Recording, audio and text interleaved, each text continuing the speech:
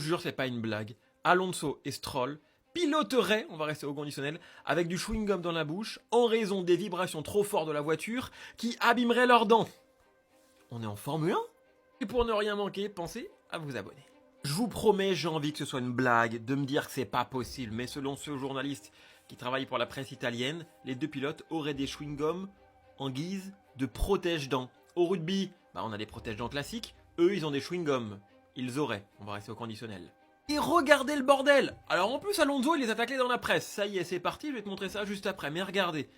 Adrian Newey et Aston Martin n'ont appris qu'en novembre que Honda revenait en Formule 1 avec seulement 30% de l'équipe d'origine.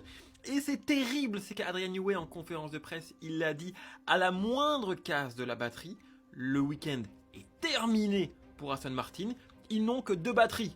Quand on sait que la puissance de l'électrique cette année, c'est 50% de la voiture, c'est pas possible.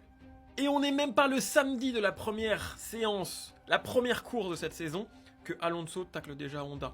Évidemment, je suis déçu qu'on n'ait pas de pièces de rechange, alors qu'Honda ne fournit qu'une seule écurie.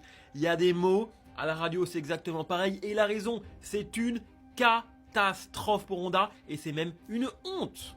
Et dans le paddock, ils le disent, ils pourraient, encore une fois on reste conditionnel, faire l'impasse sur plusieurs courses. Mais en même temps c'est normal, ils sont à 4, 5, 6, 7, 8 secondes des meilleurs. Ils peuvent pas faire plus d'une vingtaine de tours. On est en Formule 1, c'est une honte pour Honda, c'est une honte pour Aston Martin et même pour la FIA. D'un point de vue sécurité, cette écurie n'a rien à faire en Formule 1 tant qu'ils n'améliorent pas leur voiture. Et je ne comprends pas comment on peut arriver à un tel niveau dans l'histoire de la Formule 1 et même dans le sport.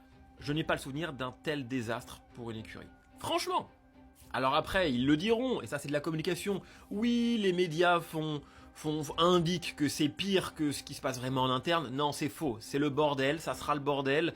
Tu vas mettre un pilote qui est double champion du monde dans une voiture qui sait même pas faire 3 tours sans 4 claques entre les mains. C'est pas possible, on n'est pas en Formule 1, et moi c'est pas ce que j'aime. Et là c'est un énorme carton rouge à Honda et à Aston Martin.